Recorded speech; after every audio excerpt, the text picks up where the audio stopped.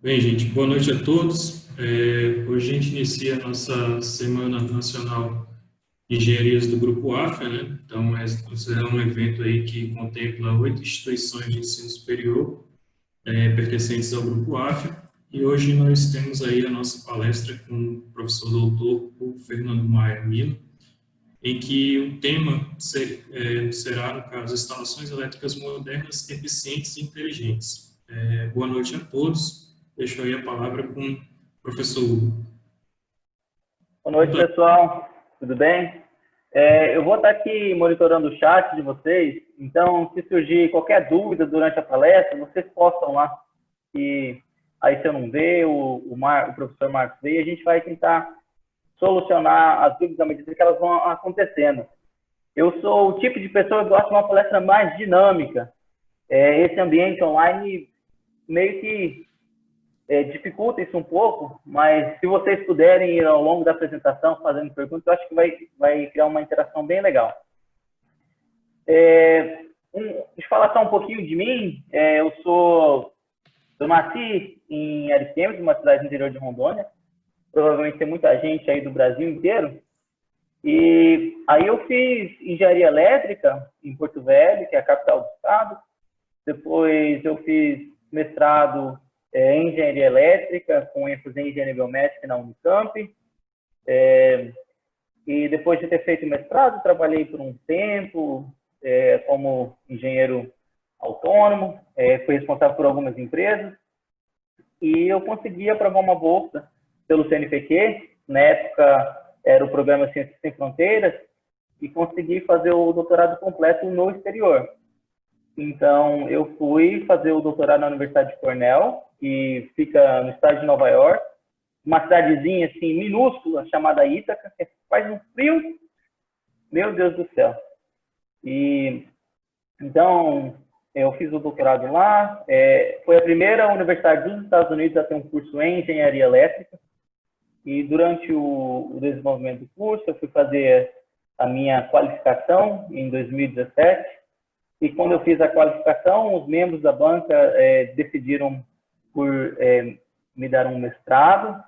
Tentei que escrever uma dissertação, porque eles acharam que a qualidade do trabalho estava boa.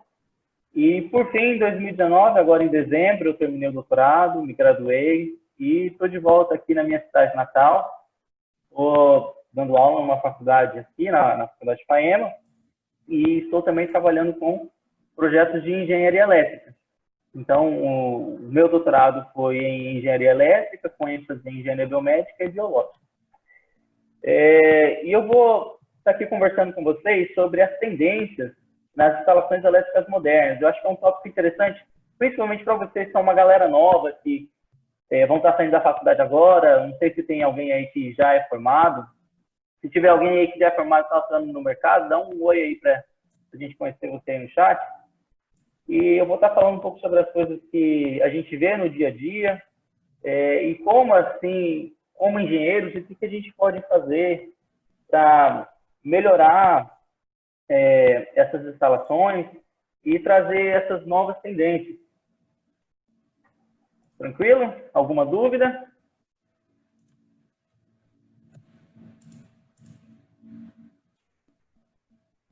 Não? Então eu vou dar continuidade. Beleza. Bom, então, o meu objetivo é estar falando um pouco sobre projetos de instalações elétricas e, inevitavelmente, nós temos que falar sobre a inspeção, sobre laudos elétricos, está falando sobre tecnologias modernas e algumas perspectivas do futuro. Obviamente, nós temos que começar falando sobre as instalações elétricas convencionais, como é que elas existem hoje no mercado, para estar falando das tendências, e depois a técnica de eficiência energética e sobre as instalações elétricas inteligentes. Beleza. O que rege as instalações elétricas convencionais? Bom, a norma-mãe que rege as instalações elétricas em baixa tensão, tanto em corrente alternada como em corrente contínua, que é o caso de painéis fotovoltaicos, é a NBR 5410. Ela é uma norma antiga, ela foi desenvolvida em 2004 e ela teve umas pequenas alterações em 2008, mas assim, foram pequenas correções mesmo. E agora, essa norma está em processo de revisão. Ela está sendo atualizada e a tendência do mercado é que essa norma ela esteja atualizada e vigente até metade do próximo ano. O William disse que não está ouvindo nada. Mais alguém? Beleza, então tem que ver se alguém consegue ajudar aí o William. Então, acho que compensa ir lá no site da EBNT, aqueles que querem trabalhar com instalações elétricas, e preencher, tem um formulário lá que você pode preencher para acompanhar como é que é o desenvolvimento das normas. E quando a norma sair para votação, vocês vão ter ali, de primeira mão, a nova norma mãe das instalações elétricas em baixa tensão. Agora, quando nós fazemos um projeto de instalações elétricas, o que a gente pensa convencionalmente? Nós pensamos na locação dos pontos. Vocês conseguem ver o meu mouse? Deixa eu ver aqui se eu consigo trazer um laser. Bom, locação. Então, nós colocamos ali os pontos de luminária. Esse daqui é algo que vai estar sendo alterado na norma, porque antigamente, 2004, eram lâmpadas incandescentes e hoje são lâmpadas LED. Então, nós temos instalações com uma potência, alto circuito de iluminação muito menor do que antigamente. Esses aqui são pontos de tomada em tomada baixa, fica ali a 30 centímetros do piso acabado, tomadas de ar-condicionado, que geralmente nós colocamos ela em um circuito exclusivo, e as tomadas médias, que são convencionalmente utilizadas nas residências.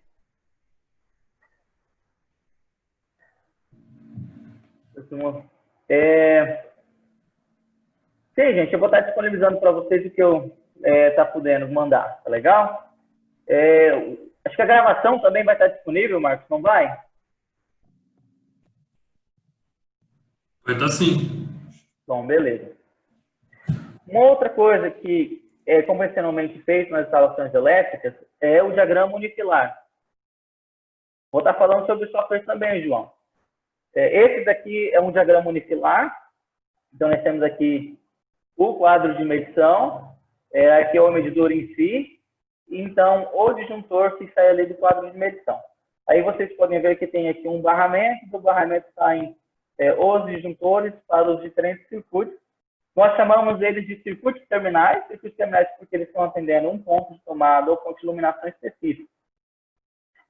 O diagrama unifilar também é um requisito de acordo com a NR10. A NR10 é uma norma de segurança em instalações elétricas. Então, uma coisa obrigatória que tem que ter nos projetos de instalações elétricas.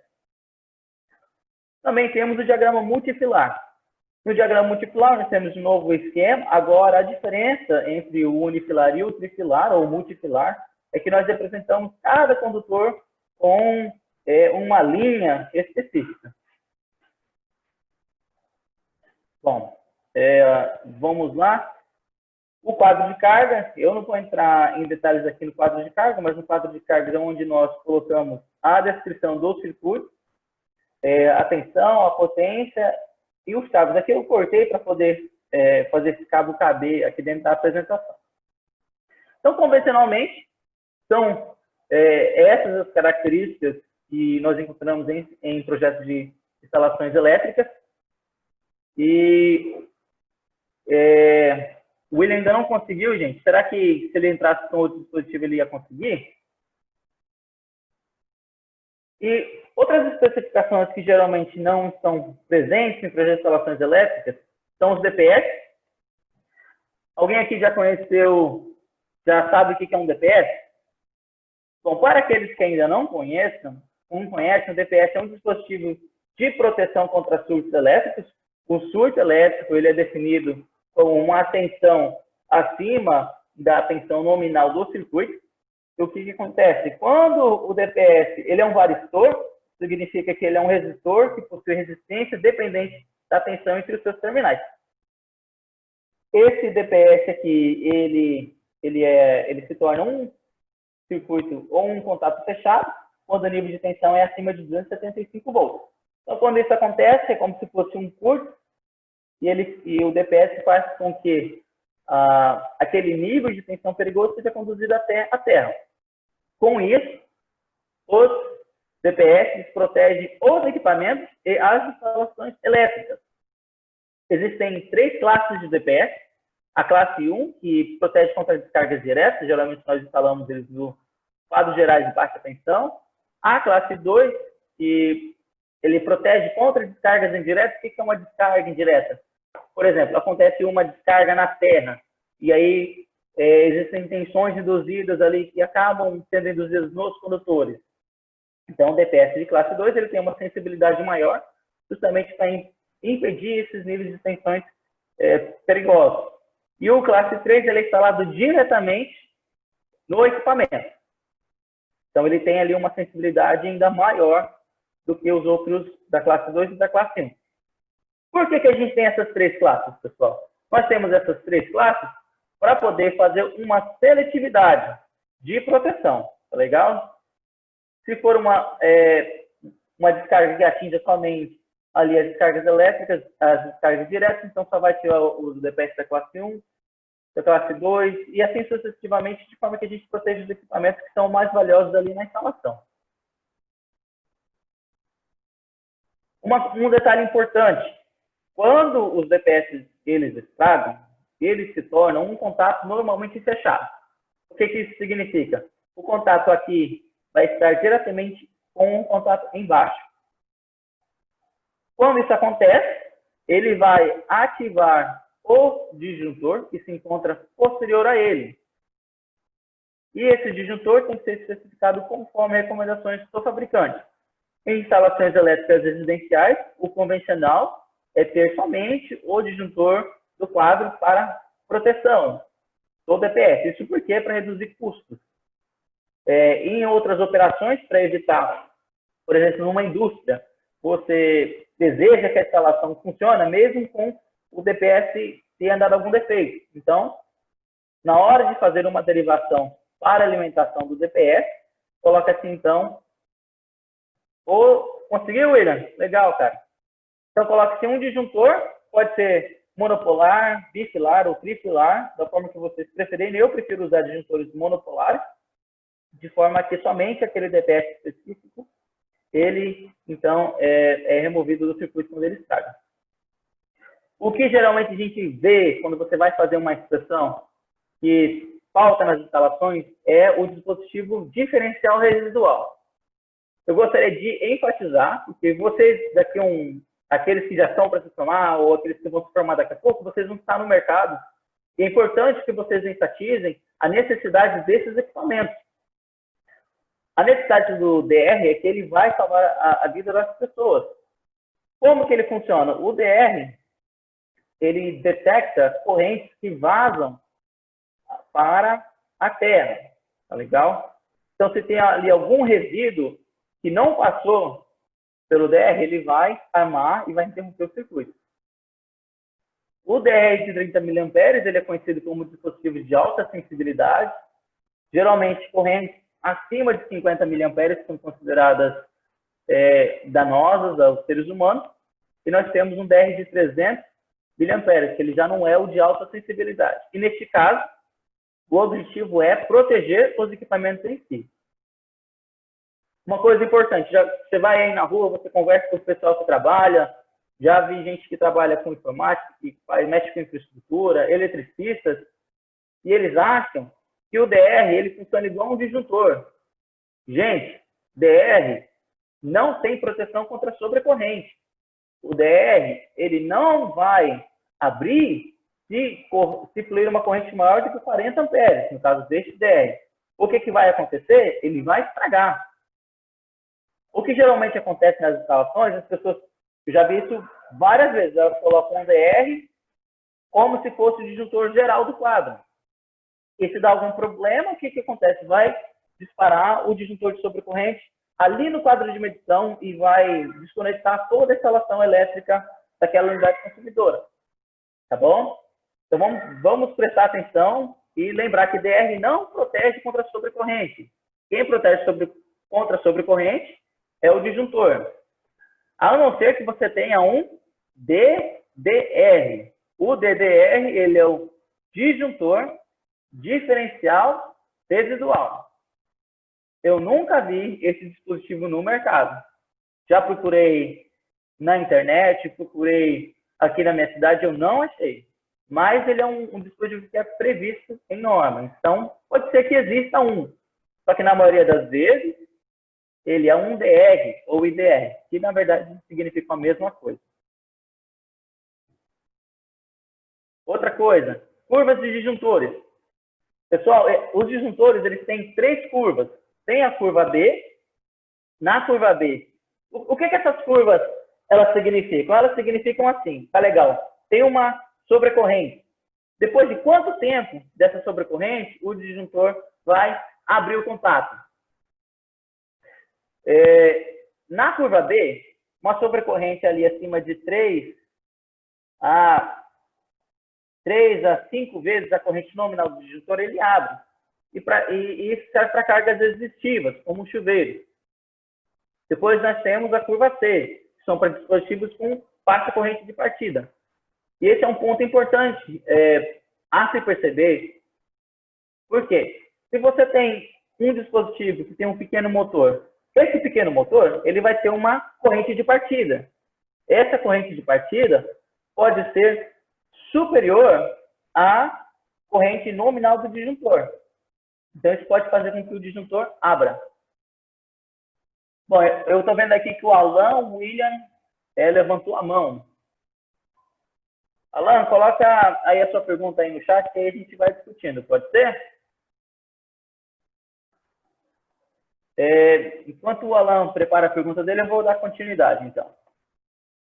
Temos a curva D. A curva D é para circuitos com alta corrente de partida, que aí são motores mais altos, ou às vezes equipamentos de ressonância magnética. Sim, João, eu acredito que a iluminação ideal é a curva B. Uma coisa importante é prestar atenção com a iluminação, principalmente com as lâmpadas LED, que elas estão dominando o mercado hoje. Existem umas marcas que elas não são tão boas, e essas lâmpadas possuem um fator de potência muito baixo, cerca de 0,3, 0,4. O ideal é que o fator de potência seja ali em torno de 0,9, 0,92. Tá legal? Ô, Vitor, desculpa, eu quis dizer curva C. Leonardo, isso depende muito. A pergunta do Leonardo foi o seguinte: a gente associa o IDR ao disjuntor geral? Depende, gente. Se você fizer isso, você vai estar barateando a instalação elétrica. Entretanto, se acontecer de houver uma corrente diferencial ali num banheiro, a casa inteira vai ficar sem energia elétrica. Ou se de repente tem uma iluminação no exterior da residência, ou alguma tomada ali do lado de fora, e está com algum defeito, alguma coisa assim, e o DR disparar, então a casa inteira de novo vai ficar sem energia elétrica. Isso é um problema recorrente? O que pode acontecer? O dono pode mandar arrancar fora o IDR, dependendo do eletricista que ele contratar para fazer esse serviço. O que eu procuro fazer, quando tem espaço, é colocar DRs para circuitos específicos. Por exemplo, colocar um DR para um chuveiro, um DR para áreas molhadas, como a cozinha, um outro DR para áreas externas. Isso mesmo, eu não consigo ver aqui, Glônia Cristiane. Fica mais fácil identificar onde está o problema quando você tem essa seletividade. É verdade. Tá legal? Eu vi que uma outra pessoa aqui tinha levantado a mão. Você pode, por favor, colocar a pergunta ali, e aí a gente vai conversando. A curva A. Por que não existe curva A para disjuntores? Porque isso ia confundir a cabeça do pessoal. E quando você vê A ali no disjuntor, você já imagina que é uma identificação da corrente de suportabilidade do disjuntor. Beleza, Leonardo? Qualquer outra dúvida é só perguntar.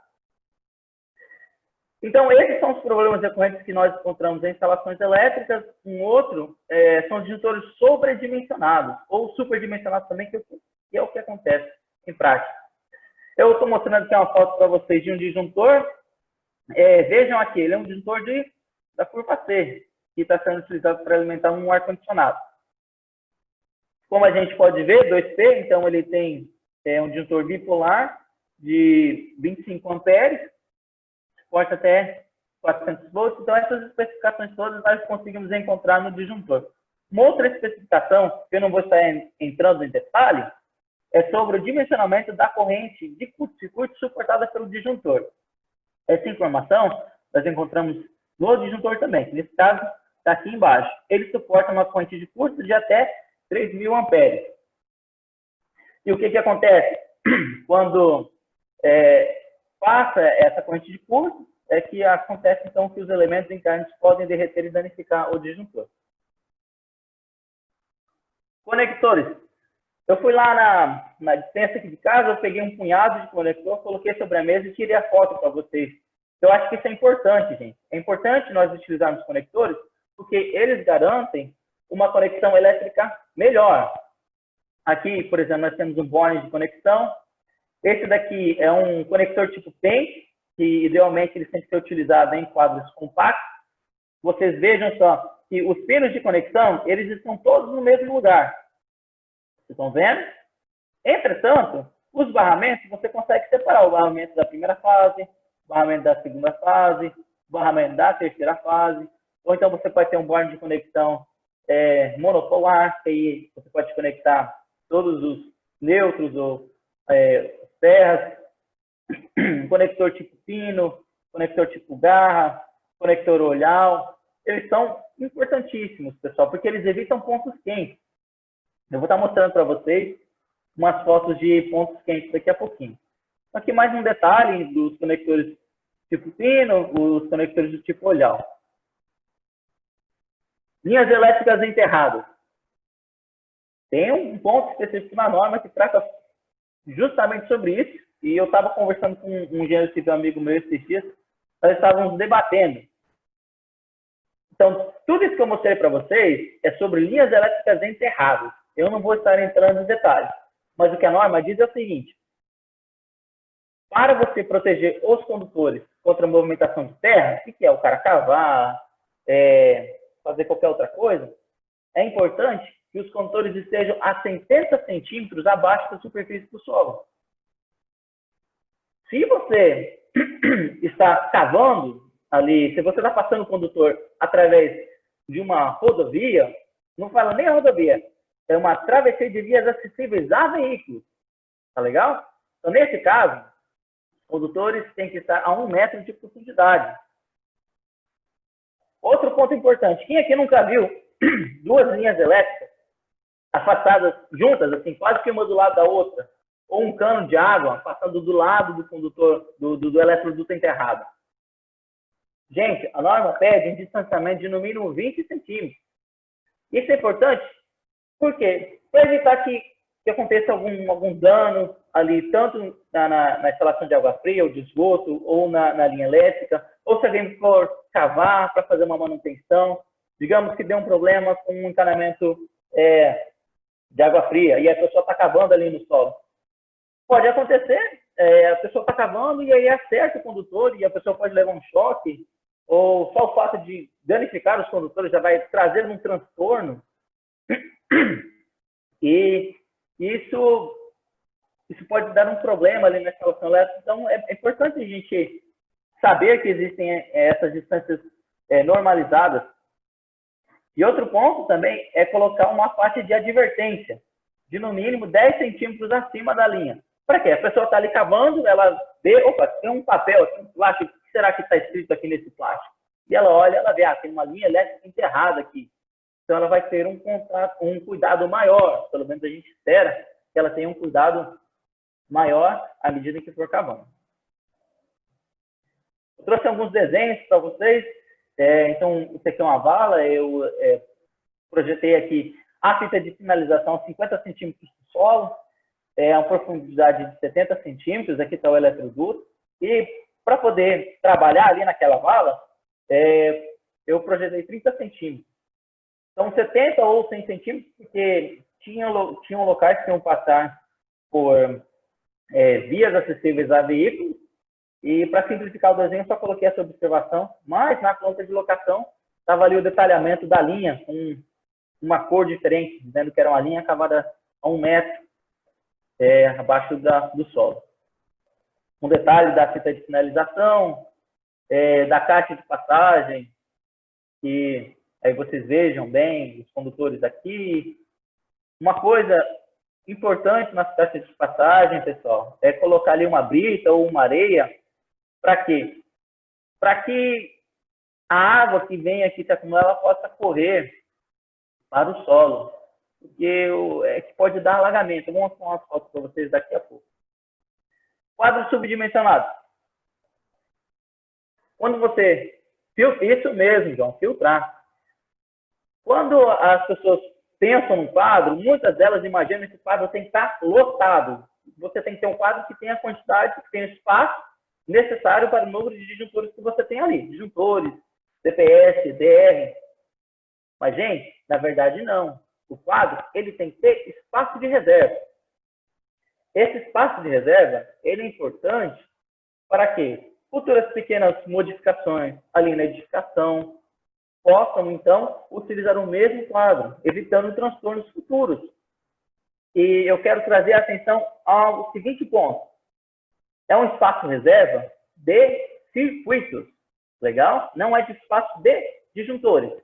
Então, você tem que pensar ali no espaço reserva de circuitos monofásicos, de circuitos bifásicos e de circuitos trifásicos. Uma outra coisa que a gente percebe é o não atendimento à norma da Energisa. A norma da NDU 001 da Energisa, ela diz com relação ao ramal de entrada e também com relação ao quadro de demanda. O quadro de demanda é importante para se projetar os condutores de derivação. Tá legal? Padrão de entrada, e tem uma tabelinha ali na norma, depois vocês podem estar verificando. Bom, vamos lá. Uma inspeção elétrica. Bom, eu trouxe essa foto aqui desse quadro para vocês, e olhando para ele, que tipo de não conformidade vocês conseguem encontrar?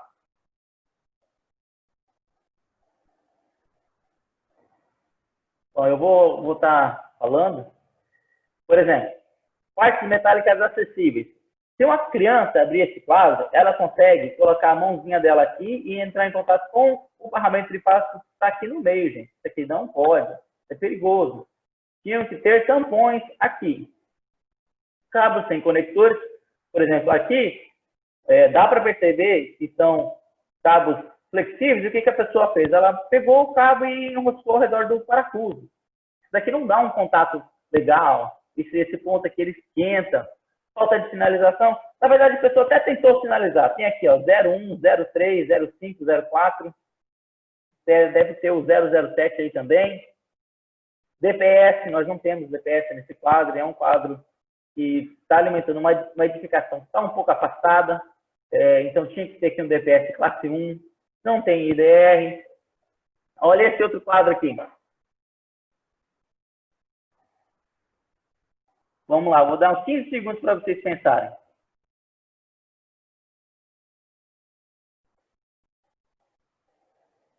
Olha aí, gente, parece um quadro bonitinho, mas o que será aqui? Isso é todo errado. Tem alguns problemas aí, sim, Francisco. Novamente, a proteção. Então, vamos lá. Esse é um quadro geral, é um QGBT. Esses condutores de cobre, eles estão vindo do ramal de entrada, o ramal aéreo. Tá? Então, um QGBT alimentado por ramal aéreo, não tem DPS, e tem que ter um DPS classe 1, não tem IDR geral, nem nos outros quadros de distribuição que eu encontrei nesse local também não tinha IDR. Nós temos os barramentos de equipotentialização. Esse barramento aqui poderia ser do neutro, esse aqui poderia ser da fase, entretanto, não tem. Quando você olha do lado de fora, você vê 3 cabos aéreos mais o neutro. Só que o neutro não desce do quadro.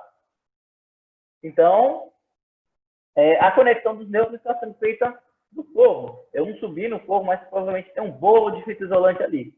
Isso mesmo, tem um jumper, aí a galera toda verificou o jumper. Essa questão de sujeira, gente, é difícil, porque junto à sujeira sim. O ideal é estando ali a cada 6 meses, fazendo uma manutenção preventiva. Isso daqui, por exemplo, é um ratinho que morreu ali, eletrocutado. Eu não sei nem se disparou o disjuntor. Estrangulamento, isso a gente vê muito, por exemplo, tem esses enforca-gato aqui, o que o pessoal faz? Ele pega os condutores e puxa o enforca-gato até o final. Isso danifica o material que protege o cabo.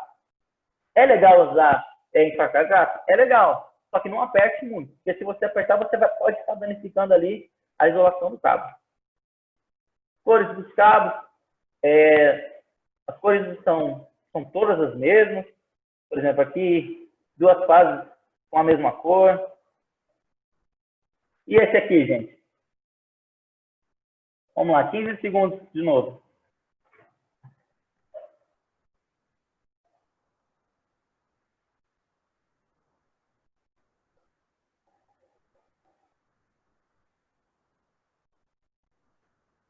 Tá legal, gente. Então, vamos lá. O que nós temos de novo aqui? Temos cabos sem conectores, temos contatos enferrujados, que provavelmente são devidos a pontos quentes. Foi a minha recomendação, arrancar tudo isso daqui e fazer de novo.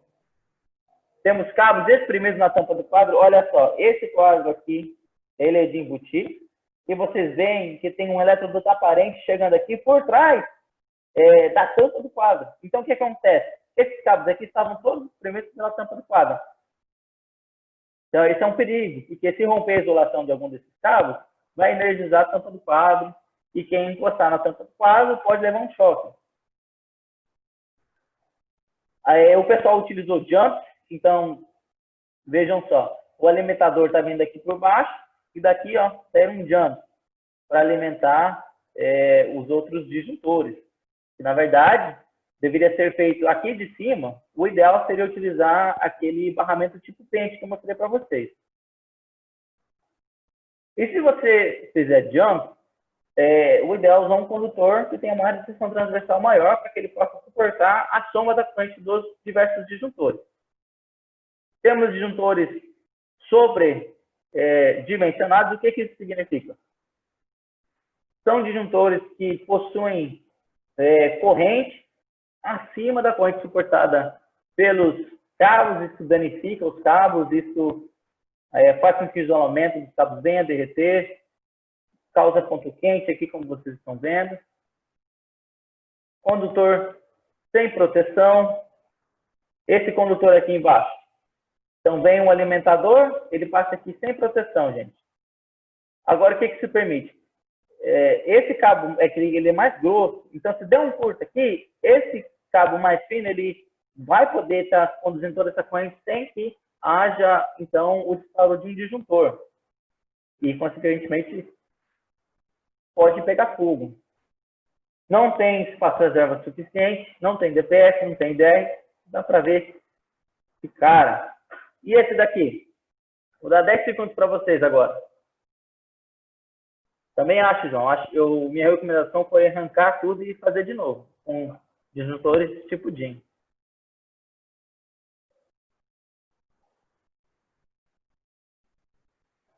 Vamos lá, gente. Nós temos cabos sem conectores, de novo, aqui nos barramentos. Cabo exposto, bem aqui, ó. A pessoa colocou um cabo aqui, puxou um rabicho e depois só cortou o rabicho ali na tampa do quadro. Não veio aqui, não tirou. Disjuntores sobredimensionados de novo. Olha só, a finura desses cabos aqui. Todos passam por disjuntores de 15 amperes.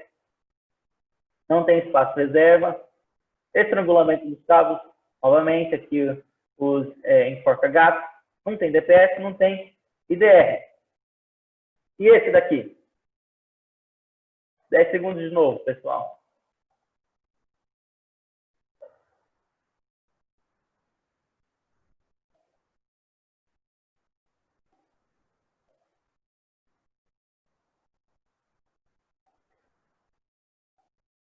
Vai uma barreira sobre os barramentos? Essa barreira aqui até que não tem problema. Eu não vejo nenhum problema com ela. Agora, o que eu vejo aqui, por exemplo, olha esse cabo aqui, pessoal. Puxar esse cabo saindo direto do disjuntor geral, de 70 amperes. Eu tenho até a foto dos detalhes dele aqui. Vejam como é que está a isolação dele. Então, esse cabo aqui teve sobreaquecimento. Você consegue ver que teve faíscas, porque está cheio de marca aqui. Esse disjuntor aqui, na minha opinião, tem que trocar fora. Não compensa fazer somente uma reforma dele, ele tem que ser substituído. Então, temos, de novo, conectores, quadro sobrecarregado, sobredimensionado, cabos exprimidos. De novo, esse aqui, ó, eu quero que vocês vejam bem aqui. Esses são os cabos exprimidos que eu estou me referindo. Esses cabos aqui, de novo, é um quadro de embutir, e aí tem a tampa. E vejam só, a isolação já foi comprometida e os condutores estão expostos. Ponto quente, esse aqui que eu ensinei para vocês, DPS, IDR, enfim. Cabos desbitolados. Eu quero dar um conselho para vocês, quando vocês estiverem a campo, vocês estiverem projetando uma instalação, vocês estiverem ali fazendo a inspeção, alguns de vocês vão trabalhar em alguns públicos, outros vão ser fiscais, eu gostaria que vocês prestassem atenção em cabos desbitolados. Um cabo desbitolado é um cabo em que vem uma marcação dizendo que ele é um cabo, digamos, de 10 milímetros. Entretanto, a quantidade de cobre no condutor é bem menor do que a que deveria ser. E isso daqui, gente, dá um problema enorme, porque você pode estar tudo bonitinho ali dentro. Os condutores, os conectores podem ter sido utilizados, disjuntores apropriados, mas se você tem um cabo desbitolado, então você vai estar comprometendo a instalação elétrica. Legal? Vamos prestar atenção e evitar que nós encontremos cabos desbitolados aí nos locais que nós vamos trabalhar. Uma caixa sem dreno, também não tinha a profundidade, isso aqui acho que estava uns 10 centímetros no máximo. É uma caixa de inspeção, onde tem marcha de aterramento. Essa é uma caixa de passagem, também sem dreno, está alagada. Linhas elétricas enterradas, olha aqui, pessoal, está aqui uns 20 centímetros no máximo, uma caixa de passagem aqui. Não colocaram a fita de sinalização aqui nesse circuito. E é isso que eu tenho para falar sobre instalações elétricas convencionais. E se ninguém tiver dúvida, eu vou estar então passando para instalações elétricas modernas. Legal? Vou dar aí 10 segundos até eu ir lá pegar uma água. E se alguém tiver uma dúvida, pode postar aí no chat, beleza?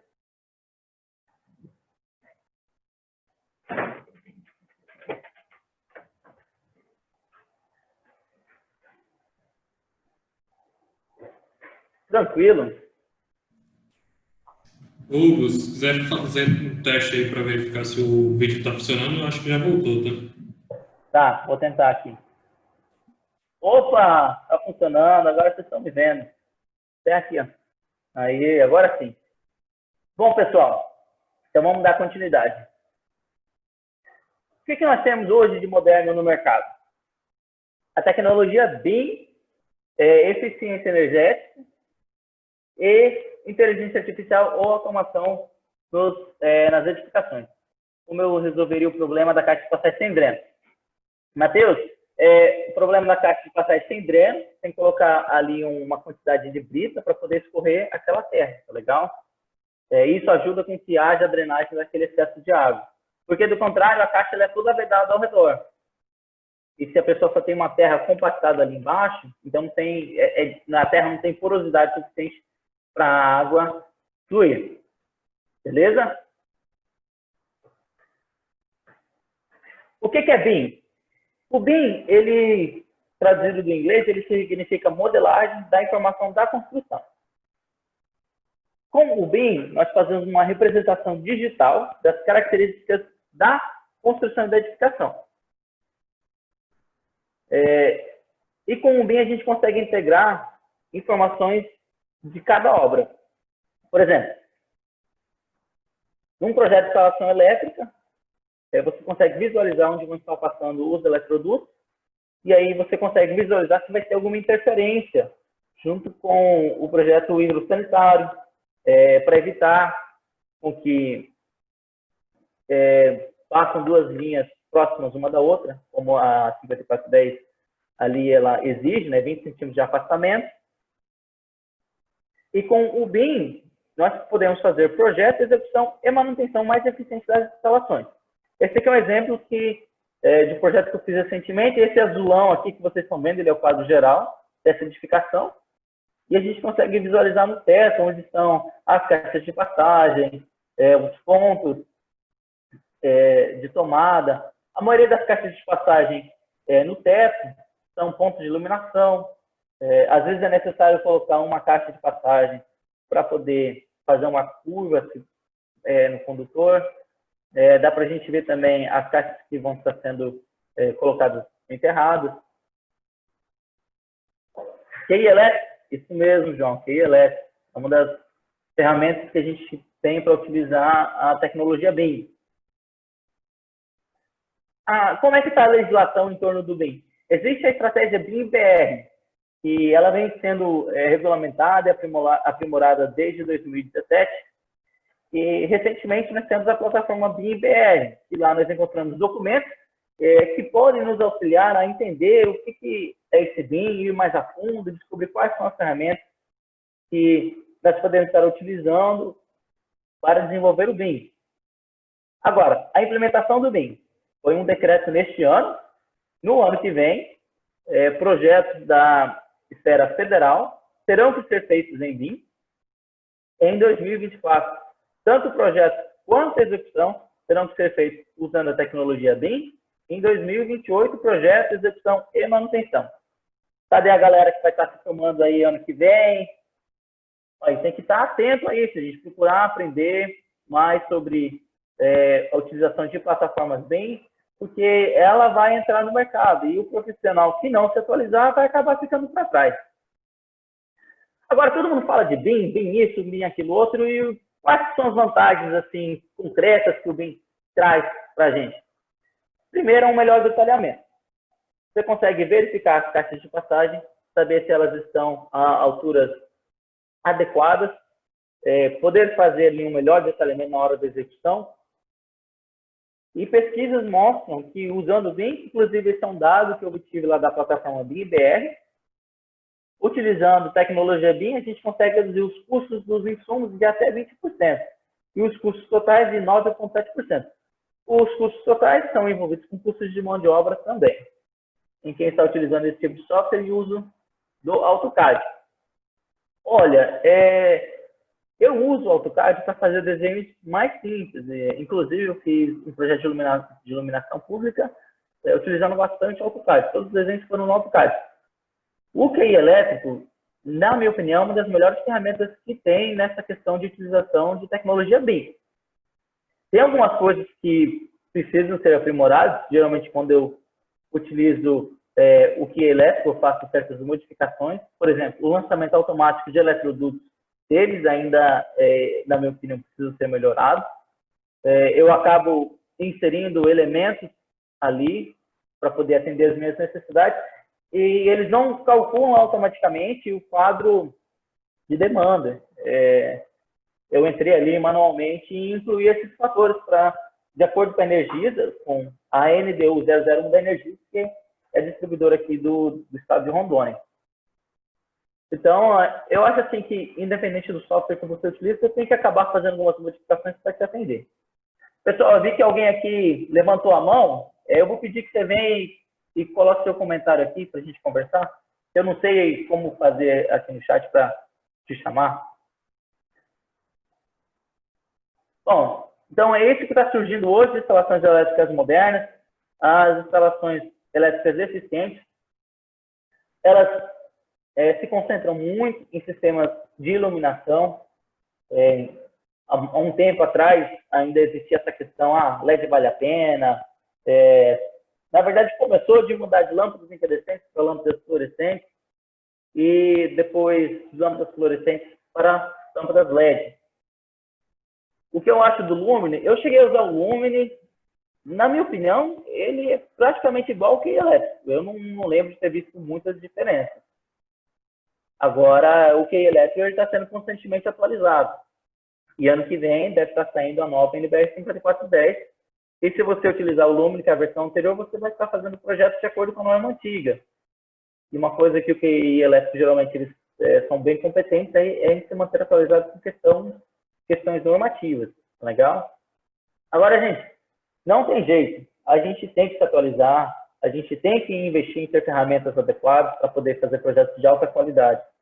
Legal? Outro ponto que dá para trabalhar bastante com eficiência energética é nos sistemas de condicionamento de ar. Está falando um pouquinho sobre eles. Um ponto que muitas pessoas negligenciam é o dimensionamento econômico e ambiental de condutores. Tem uma norma específica da ABNT que trata sobre isso, é uma norma bem legal, ela é didática, dá para ler, digerir, e se quiser implementar a fórmula dá também. Só que tem software gratuito que faz todo esse cálculo. Etiqueta ENSE e o selo Procel. E, obviamente, o que está aparecendo hoje muito no mercado é energia solar. Então, vamos lá. Por que a gente quer fazer um projeto de uma instalação elétrica que ela seja eficiente? Porque essa eficiência energética, se você está aplicando esses conceitos numa instalação elétrica existente, você consegue trazer uma economia de até 30%. Instalações elétricas convencionais. E como isso, gente? Sistema de iluminação. De repente, você tem um sistema de iluminação que está sobredimensionado, então tem muita luz. Ou, de repente, você tem um aparelho de ar-condicionado que está sobredimensionado para o local, ou um aparelho antigo, que é um aparelho de baixa eficiência, que tem ali uma etiqueta ENSE C ou D. Se você faz a troca desses equipamentos, então é possível reduzir esse custo, então trazer essa economia. Com relação a motores elétricos, aí que está um dos maiores potenciais. Se eu não me engano, chega a 50%, até 70%, dependendo da aplicação. Matheus, é uma boa pergunta. O retorno do dia de trabalho de eficiência energética não é imediato. É feito a troca e ele vem ao longo do tempo com a redução dos custos com energia elétrica. Motores elétricos que funcionam constantemente, eles têm um grande potencial de trazer uma economia bem maior para a instalação. E outras coisas que a gente pode estar trabalhando também é utilizar um soft starter para diminuir a corrente de pico na hora que o motor liga. Então, sistema de iluminação, sistema de condicionamento de ar, e é basicamente a troca de equipamento. E, obviamente, cabe a educação do usuário, por exemplo. Aquele usuário que liga o ar-condicionado e deixa a janela aberta.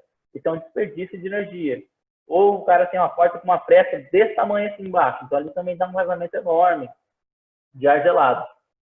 Ou em residência, se a pessoa tem a geladeira do lado do fogão. Então, o fogão está ali, na hora do almoço, está aquecendo, que é a função dele. Mas, ao mesmo tempo que ele está aquecendo as panelas, ele está aquecendo a geladeira. Então, o ideal seria que eles ficassem em lugares distintos. Então, tem também esse remanejamento de equipamentos, trazer equipamentos que têm uma temperatura de operação maior mais próximas, e equipamentos que têm uma temperatura de operação maior em um outro lugar. Correção do fator de potência. O fator de potência geralmente é uma multa que vem na conta do consumidor. Então, muitas das vezes, geralmente, a simples correção do fator de potência pode trazer uma economia ali na conta. Um exemplo de um projeto que eu fiz ali para o Sebrae em 2015, fazendo o projeto de eficiência energética, basicamente, foi utilizar lâmpadas LED e fazer um dimensionamento econômico dos condutores. Então, na vida útil da instalação, a instalação vai trazer uma economia ali esperada de R$350 mil. E a gente também traz o benefício da redução de emissão de dióxido de carbono na atmosfera.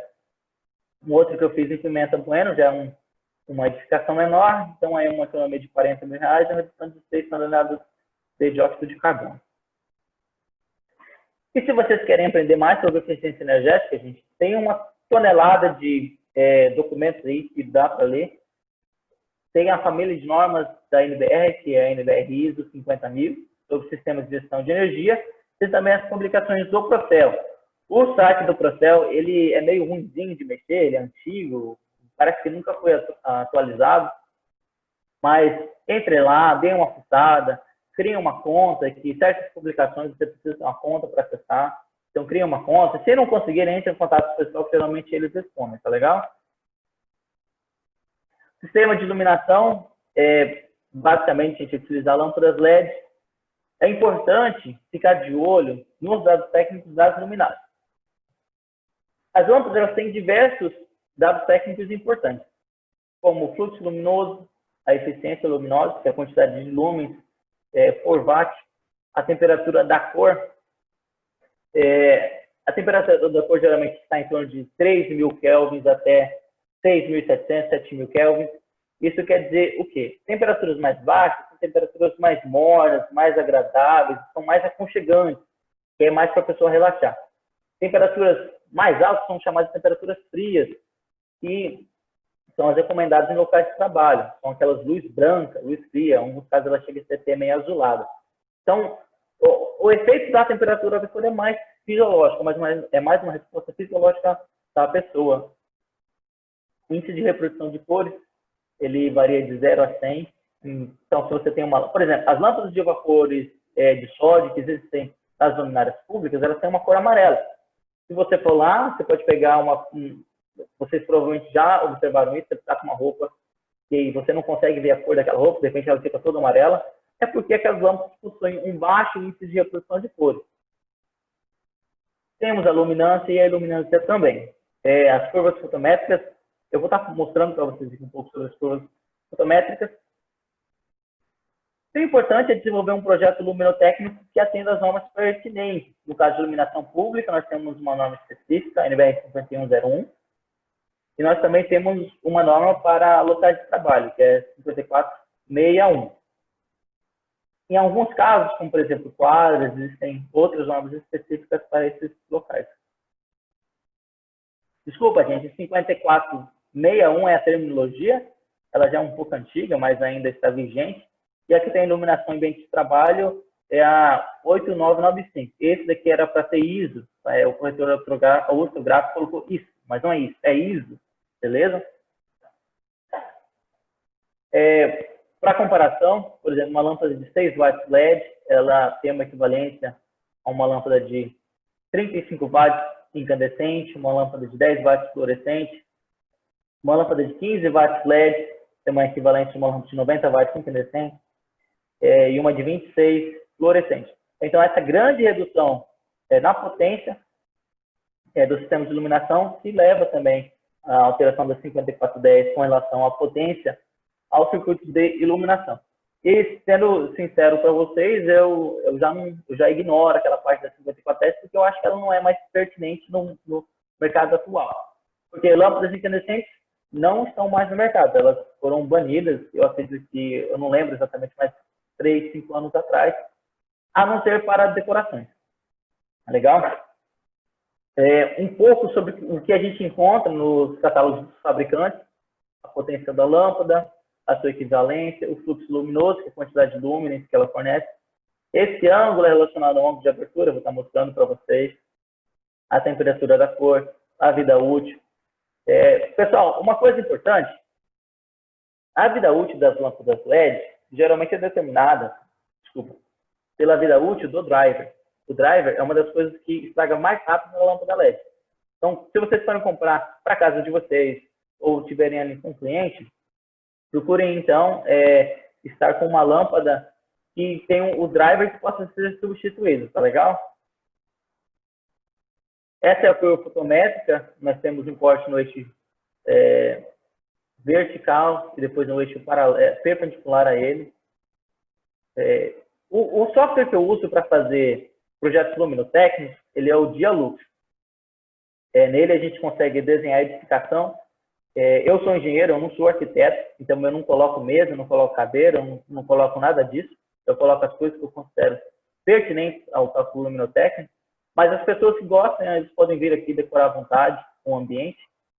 E com o software Dialux, vale lembrar que ele é um software gratuito, então a gente consegue obter ali os índices de iluminação. Por exemplo, essas aqui são as cores falsas, e vocês conseguem ver a luminância, bem aqui, a quantidade de luz que está chegando no ambiente. Tem um escritório, então a norma pede ali 500 lumens, e vejam que está atendendo a maioria dos lugares. Embaixo das lâmpadas encontramos uns pontos um pouco mais brilhantes. Eu quero mostrar para vocês um pouco do software Dialux. Vamos ver se essa demonstração vai funcionar. Beleza. Esse daqui é o Dialux, pessoal. Ele tem o português de Portugal. Então, vocês vão ver que tem algumas coisas que não são tão claras assim para a gente que fala português do Brasil. Como ele é um software voltado para a Europa, os limites de luminância dele são de acordo com as normas europeias. Eles têm também ali a tabela das normas americanas, mas não tem das normas brasileiras. Tem uma coisa que eu já reclamei com eles, já mandei um e-mail, eles falaram que iam colocar lá na lista deles de coisas a fazer. Mas eu acho que isso não é uma prioridade. Aqui, ó. Mesmo sem colocar os móveis, quando eles são considerados por causa da distância de trabalho, você coloca ou considera apenas na conta? Eu considero apenas na conta. Então, eu coloco um plano de trabalho. Essa faixa aqui amarela que vocês estão vendo é o plano de trabalho, onde eu faço o cálculo. Então, tem o plano de trabalho. Vocês veem que tem as cores nas paredes e nos pisos. Você faz parte externa com o Dialux? Faz parte externa? Faço sim. O projeto de iluminação pública que eu fiz foi com o Dialux. Eles têm ali uma parte específica para iluminação pública. Fiz também projeto de iluminação de campo com o Dialux. Eu acho ele bem legal. Uma ferramenta bem bacana para isso. Então, gente, é isso. Aí vocês conseguem, por exemplo, aqui. Essa era uma lâmpada LED com 4 tubos, uma lâmpada com 2. Aqui é um ponto só, porque esse aqui, se eu me lembro bem, é um depósito. Então, os níveis de luminância aqui exigidos são menores. Bom, é isso que eu tinha para falar sobre sistemas de iluminação. Alguém tem alguma dúvida? A estrutura como paredes, cores, pisos, não interferem? Sim, interferem bastante. Cores mais claras refletem mais a luz, então aumentam a luminância no ambiente. Esse é um outro ponto de eficiência energética. Se você for um lugar que tem paredes pretas, escuras, então a quantidade de luminância que você vai precisar vai ser maior. Você usa algum catálogo específico para escolher luminárias? Eu geralmente procuro utilizar luminárias da Philips, da Osram, ou luminárias que sejam assim convencionalmente encontradas no mercado. Você indica algum curso de Dialux? Se eu indico, eu não conheço nenhum curso. Inclusive, uma coisa que eu estava pensando em preparar, nesse caso trabalho isso no Dialux, nesse caso. Matheus, você pode formular a pergunta, por favor? Francisco, tem algumas pessoas que são brasileiras que comentam muito sobre Dialux, que vale a pena seguir elas, que estão sempre ali dando dicas. Dialux Brasil, se eu não me engano, é uma delas, e tem uma outra engenheira que eu não lembro agora qual é o Instagram dela. Agora, se eu entendi a pergunta do Matheus, ele está perguntando se tem como a gente incluir os índices de refletância no Dialux. Tem sim. Você pode escolher a cor da parede, e aí ele já tem ali os valores padrões, tijolos, essas coiseiras todas estão ali. Ou você pode colocar ali um índice de refletância específico também. Tá legal? Então, gente, deixa eu voltar aqui. Qualquer dúvida, gente, vocês podem perguntar aí, fiquem à vontade. Sistema de condicionamento de ar. O ideal é fazer um cálculo da carga térmica do sistema de condicionamento de ar. Novamente, gente, eu quero passar essa ideia para vocês que as normas técnicas da ABNT, elas são as suas amigas.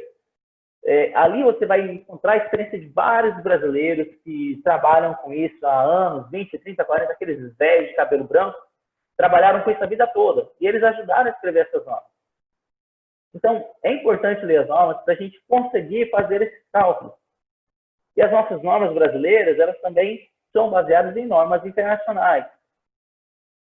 Se você entrar ali nessa norma, a NBR 16401, você vai ver ali uma estrutura de cálculo para ambientes simplificados. Para ambientes mais complicados, aí é necessário o uso de software. Mas eu acho que isso atende a gente no dia a dia. Dá para montar uma planilha no Excel. Não é complicado. Agora, se você quer, Google, eu preciso saber rapidamente, cálculo térmico, como é que eu faço? Eu diria que é em torno de 600 a 1000 BTUs por metro quadrado. Agora, isso depende muito de onde vai estar posicionada a condensadora. O ideal é que a condensadora fique protegida do sol durante todo o seu tempo de funcionamento, que ela tenha a distância suficiente do teto, que ela possa ventilar bastante, né, que não tenha outras condensadoras do lado, que isso é um problema. Você tem uma unidade aqui está jogando ar quente para esse lado, e logo aqui você tem outra que está pegando aquele ar quente, então essa daqui vai ficar prejudicada. E o ar que ela vai estar utilizando vai ser mais quente do que o ar ambiente, a temperatura do ar ambiente. Instalação em locais apropriados, condensadora na sombra. Condensadora no forro, gente, não façam isso, o forro é um lugar muito quente. Se você colocar ali, você vai criar... Nossa, aquilo lá vai virar uma sauna, faz mal para a condensadora, faz mal para os condutores, faz mal para as estruturas que estão ali dentro. No telhado, também é um problema instalar condensadora no telhado, porque ela fica exposta ao sol o dia inteiro. Se for instalar um telhado, o ideal é fazer um pequeno sombreamento na condensadora. Uma manutenção periódica é bom, fazer a limpeza da evaporadora e da condensadora. Por exemplo, essa é uma condensadora que eu encontrei que tinha um ninho de passarinho bem aqui, e isso obstrui a passagem de ar aqui. E na hora de utilizar, uma temperatura, o conforto térmico humano não está em 16 graus, está em torno de 21 a 26 graus. Então, o ideal é você descobrir qual é a sua temperatura de conforto, colocar ali e deixar a unidade trabalhando para manter aquela temperatura. Isolar o ambiente adequadamente, como eu falei, em alguns lugares com umas peças desse tamanho. O ar frio ele é mais denso, então ele vai descer para o piso e, consequentemente, nós vamos colher esse ar frio nessas peças enormes, ou janelas abertas, janelas que não têm vedação adequada. Bom, era isso que eu tinha para falar do sistema de condicionamento de ar. Alguma dúvida? O Lucas levantou a mão. Fala aí, Lucas. Qual é a dúvida?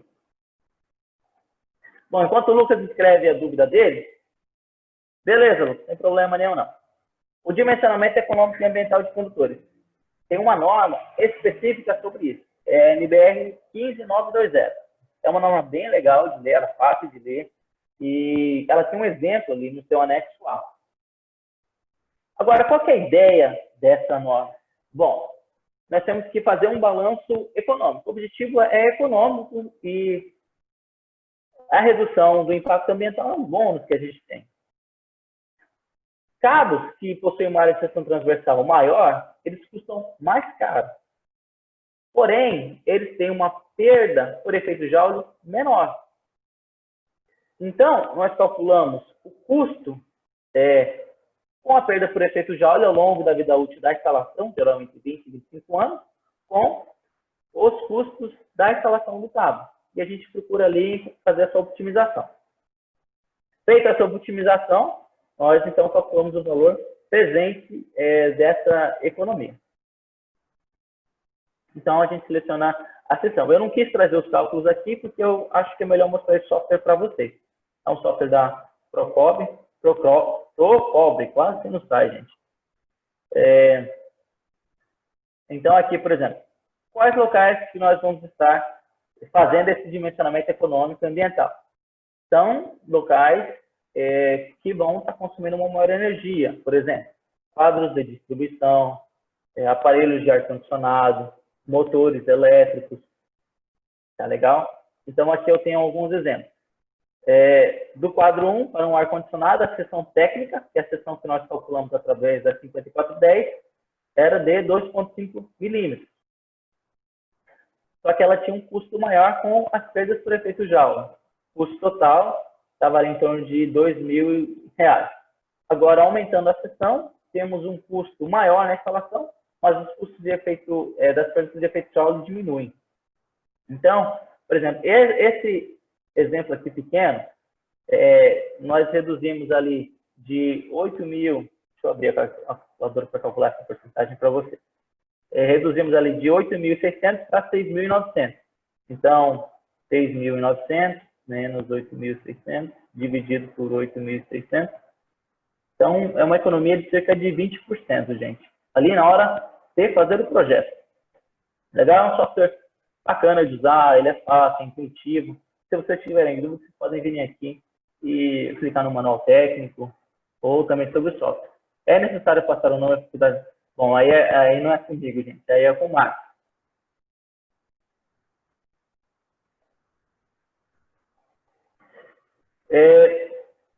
Otimização, então, essa aqui já falei com vocês.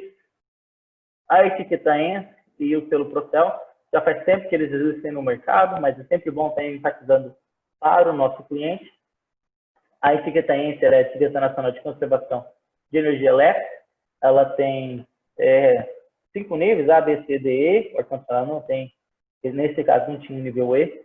E o objetivo é utilizar, então, os equipamentos que possuem ali a maior eficiência. Como é que funciona essa eficiência? Se vocês entrarem lá no site do IMET, vocês conseguem encontrar todos esses regulamentos específicos. E o que determina essa eficiência é um teste em condições padrões de operação. E se o equipamento conseguir refrigerar, a partir de um determinado nível, ele ganha o nível A, o nível B, o nível C, o nível D. E essa eficiência vem escrita aqui, 22,8 kWh no mês. Na verdade, isso daqui não é a quantidade de energia elétrica que ele vai estar consumindo no mês. É a quantidade de energia elétrica que ele vai estar consumindo se for ligado durante 1 hora por dia, durante um mês de 30 dias. Tem um funcionamento durante 30 horas. Obviamente, se a gente deixa o ar-condicionado ligado durante o dia, sendo no escritório, o consumo vai ser maior. Então, ou seja, existem aparelhos da classe A que são mais eficientes do que aparelhos da própria classe A. Então, ponto a prestar atenção ali na hora de fazer essa aquisição. E vale não somente para aparelhos de ar-condicionado, como para outros eletrodomésticos também. O selo Procel, o regulamento do selo Procel é o seguinte: o equipamento tem que ter nível A, tem que atender a normas de segurança e tem que solicitar o selo Procel. Então, não tem nada mais, nenhuma maior exigência para ter o selo Procel. Tá legal? Então, o importante aqui é que seja da categoria A. Agora, isso que eu acabei de falar sobre as exigências do selo Procel são para aparelhos de ar-condicionado. Eu não cheguei a conferir para outros eletrodomésticos. Alguma dúvida, gente? Bom, eu vou estar falando então sobre energia solar, que é algo que tem sido popular esses dias, na atualidade. Então, vamos lá. Agora, é importante saber, gente, que no caso da energia solar, a posição do painel afeta muito a geração de energia elétrica. O que acontece? A maioria das pessoas que vendem energia solar, elas não têm conhecimento técnico. Então, elas pegam lá quanto que o cliente consome no mês e multiplica aquilo por um fator. Agora, isso não é correto tecnicamente. Por quê? Se o painel está voltado no leste, ele produz uma certa quantidade. Se o painel está voltado para o oeste, ele vai produzir uma outra quantidade. Se o painel está voltado para o norte, é uma quantidade. Se ele está voltado para o sul, é outra quantidade. E a melhor posição é para painéis que estão posicionados ao norte, cuja inclinação seja igual à longitude. Aqui, por exemplo, eu estou na longitude 9,91. Então, o ideal é o painel estar voltado ao norte, mais ou menos ali com uns 10 graus de inclinação. Nós temos o mapa de radiação do Brasil. Eu peguei esse aqui, é um dado do INPE, o Instituto Nacional de Pesquisas Espaciais. Então, a gente consegue comparar as diferentes regiões do Brasil. Lembrando que esse daqui é no plano inclinado. O que é o plano inclinado? É o plano, desculpa, gente, aqui eu quis dizer latitude. Inclinado na latitude. Então, percebam bem que no Nordeste é o local onde tem a maior irradiação. E no Sul nós temos as menores irradiação. Aqui na minha região nós temos uma boa quantidade de irradiação. Beleza? Agora, as características dos painéis. Quando nós olhamos ou compramos, então, vamos lá, a gente recebe uma proposta de painéis de, digamos, 365 watt-peak. Essas são as condições no STC. São as condições padrões de temperatura, pressão e etc. Por exemplo, o STC é 1000 watts por metro quadrado e aí eles informam esse valor. Só que, pouco provavelmente, os painéis vão se encontrar nessas condições. Um dado mais fidedigno da eficiência do painel é quando ele está na NMOT, que é o quê? A condição de operação nominal do módulo, tá legal? Na temperatura. Então, percebemos que o nível de radiação já é menor, a temperatura já é um pouco menor, e nesse nível você percebe que a potência do painel ela é menor que na STC. aqui, por exemplo, 400 versus 296. Então, ali é uma perda de quase 25%. A temperatura ela influencia muito a geração dos painéis. Quanto maior for a temperatura, menor a eficiência dos painéis. Por isso que em locais muito quentes eles geram menos.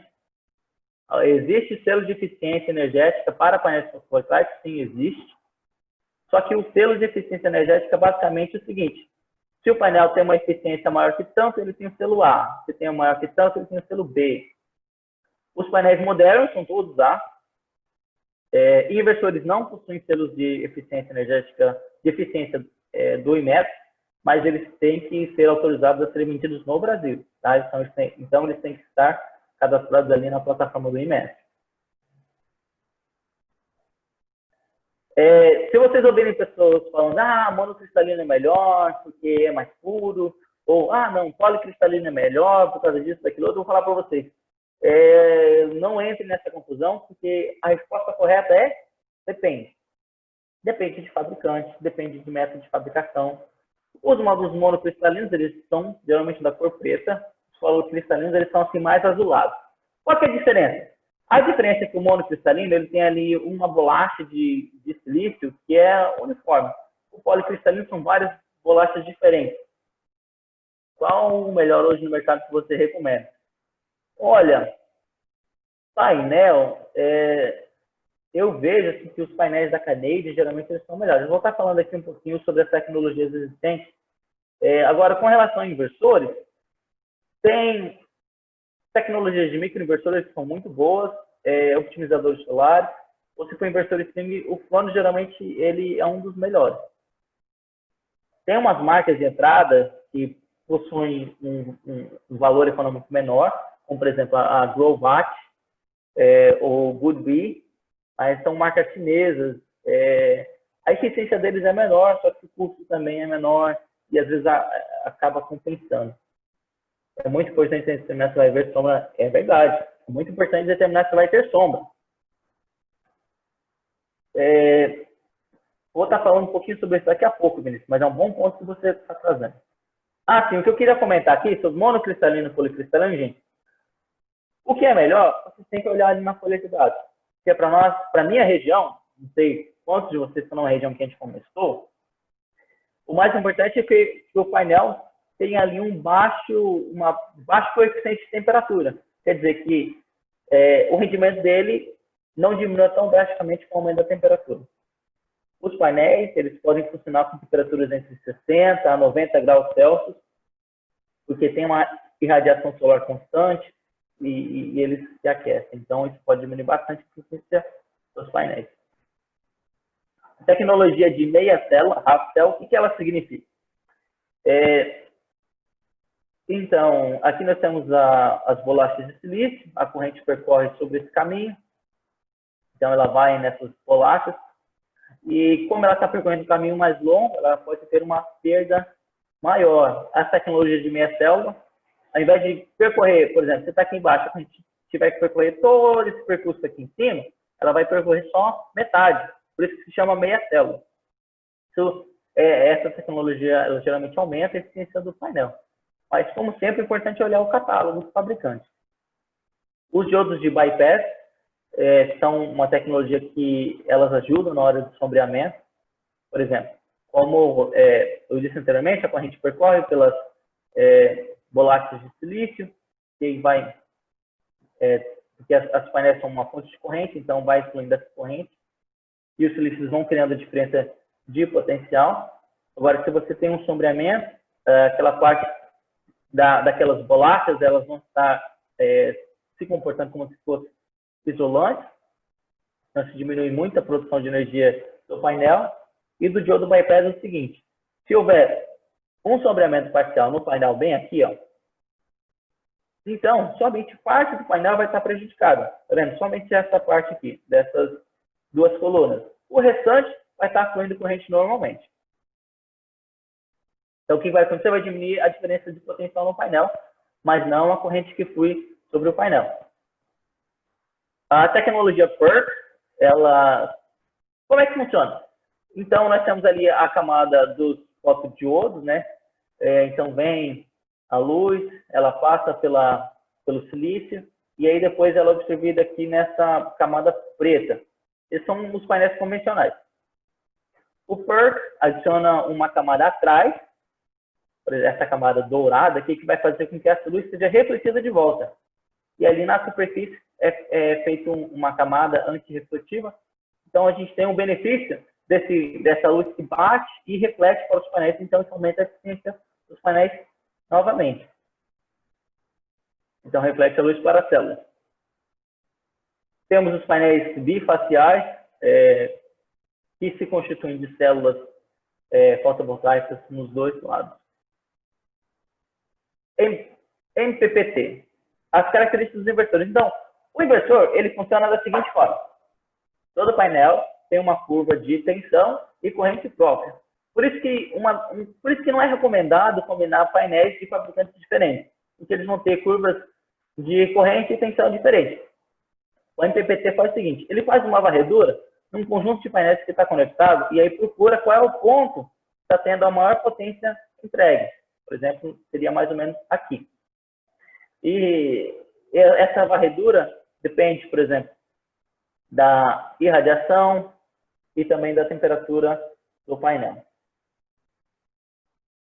Sobrecarga, gente, é normal fazer uma sobrecarga de um sistema fotovoltaico, quer dizer, você tem um inversor ali de 3 kW e você coloca ali em torno de 3,6 kW pico, se for permitido no inversor, isso traz então uma geração adicional. Por exemplo, essa linha marrom aqui, ela é nos tradicionais, com pouca sobrecarga, e essa linha aqui com uma sobrecarga de 1,4. Então, quando é feito, então, em condições que tem uma alta irradiação, o que vai acontecer vai ser esse clipping aqui. Mas essas condições aqui raramente acontecem. O inversor string, a desvantagem do inversor string é que quando você tem um sombreamento, uma sujeira, ele afeta todos os painéis do sistema. Então, surgiram os optimizadores, que tem ali um conversor CC-CC acoplado a uma placa, um conjunto de placas, e então um inversor mais simplificado. E temos os microinversores, que aí eles estão controlando painel a painel. Tá legal? Outras características importantes dos inversores é a tensão que ele vai estar fazendo o starter do sistema, que vai estar iniciando o sistema, a tensão de conexão da rede, porque dependendo da conexão da rede, vai estar precisando utilizar ali um alto tráfego, número de fases e eficiência. Bom, eu vou mostrar aqui para vocês esse exemplo, são um sistema que eu montei em Jabuticabal, que a gente fez uma pesquisa sobre o efeito da sombra sobre os animais de produção. São 10 painéis, vocês percebem que são de silício, de 335 watt-peak, e aí a quantidade de energia que ele gerou foi instalado em 2018, então funcionou completamente em 2019. Então, essas informações da quantidade que ele economizou, quantidade de dióxido de carbono que ele emitiu, tudo isso a gente consegue obter através do software de monitoramento. Outra coisa importante, gente, a quantidade de energia produzida pelo painel muda ao longo do ano. Nos meses de verão, tem uma produção maior do que nos meses de inverno. Agora, são duas curvas típicas de produção. Aqui à esquerda, nós temos as curvas, essa daqui em roxo é a tensão da string, do conjunto de painéis. Aqui em azul é a curva da potência e em verde a corrente. Então, num dia ideal, que não tem sombreamento, nós então temos essa parábola quase perfeita. Só que é um dia ideal. Na maioria das vezes, nós temos tudo isso aqui, são ruídos, que são nuvens que passam e que afetam a produção. Então, vejam que o sistema tenta manter, no caso do inversor da Fronius, ele tentou manter ali uma tensão mais ou menos constante, mas ali ele começou diminuindo a corrente. Agora, esse aqui é um sistema com microinversores. Eu quero que vocês notem o seguinte. Temos aqui dois painéis que estão com sombreamento. Aqui, percebemos que está produzindo 12 watts e aqui está produzindo 15 watts. Se fosse string, o que ia acontecer? Todos os painéis estariam produzindo 12 watts, que é o mínimo aqui, ou algo próximo disso. Agora, como nós temos microinversores, o sombreamento não afeta tanto assim. Então, o sombreamento no painel não vai afetar o sistema todo. O Bruno, o payback, ele está em torno ali de 3 a 4 anos. Ele depende do seguinte, se o cliente ele tem o dinheiro para fazer a compra, se o cliente vai fazer um financiamento, quais são as taxas de juros que o cliente vai conseguir no financiamento, tá? Mas está ali em torno de 3, 4 anos. Sendo realista para você, tá? Se você conversar com algumas pessoas, elas vão falar 2 anos, 1 ano, mas não, gente, é 3, 4, talvez até 5 anos. Instalações elétricas inteligentes. Bom, eu estou no meu relógio aqui, eu tenho 2 minutos. E aí, Marcos, o que eu faço? Marcos, está por aí ainda?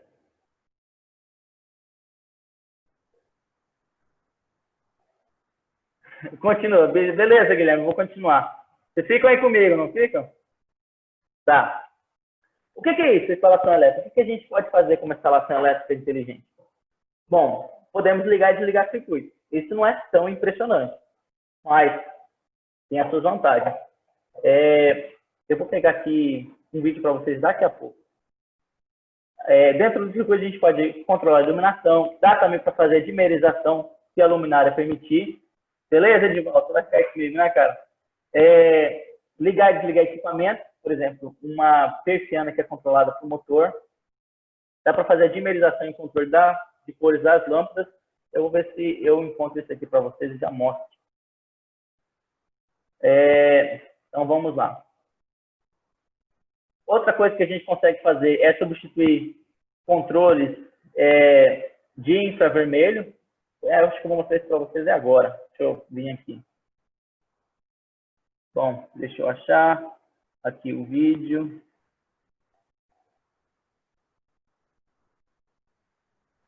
Não sei se vocês vão estar conseguindo escutar, mas eu instalei um sistema inteligente na casa da minha mãe.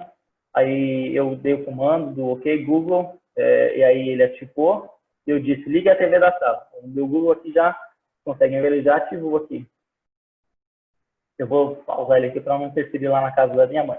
Então, eu dei o comando de voz, ó, a TV ligou.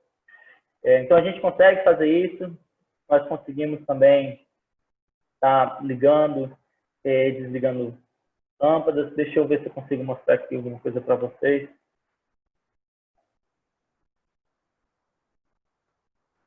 Deixa eu ligar aqui a câmera.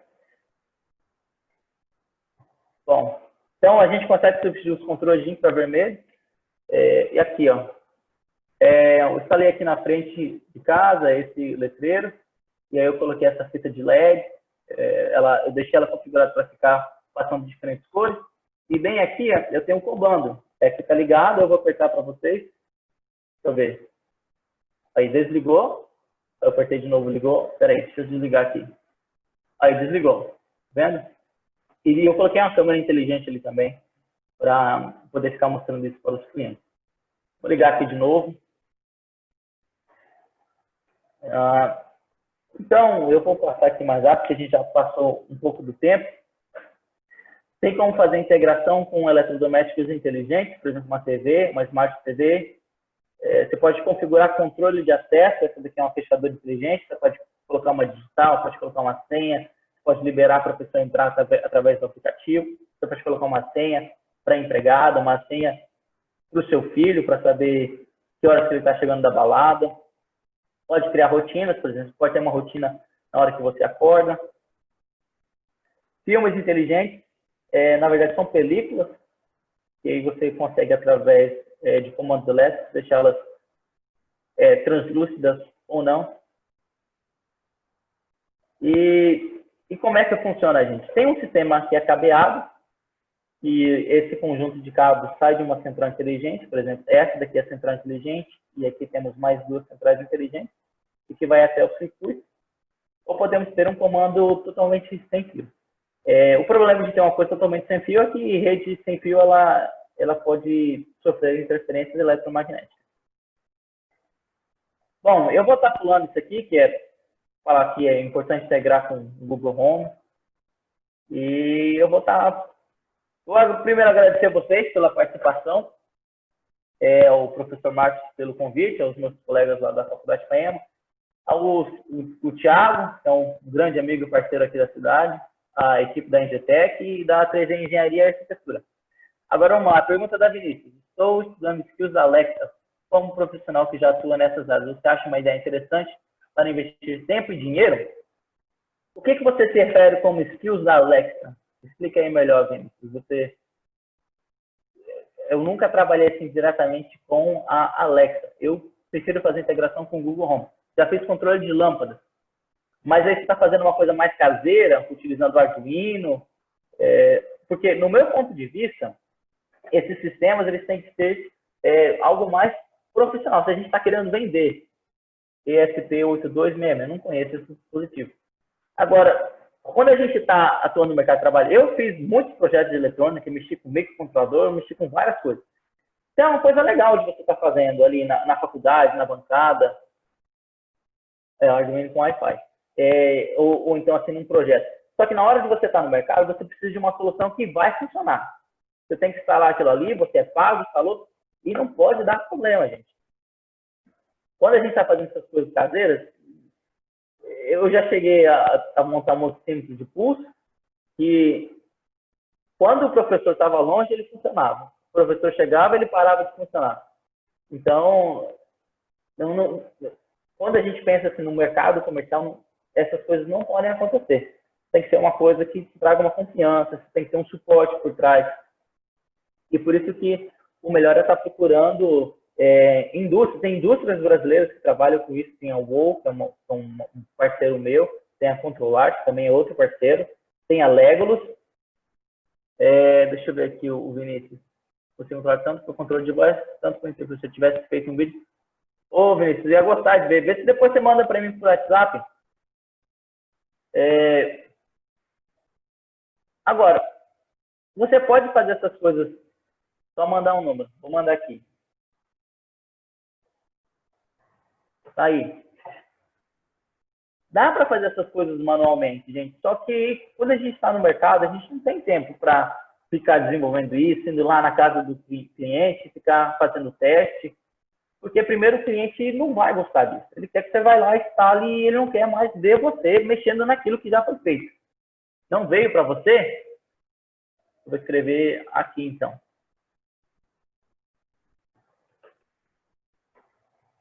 Aí, gente. Tá legal? Alguém tem mais alguma dúvida?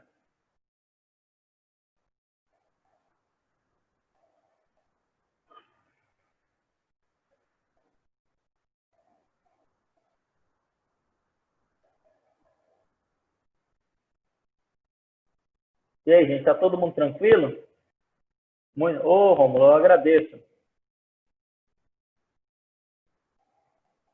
Vocês dormiram muito na apresentação ou conseguiram ficar acordados?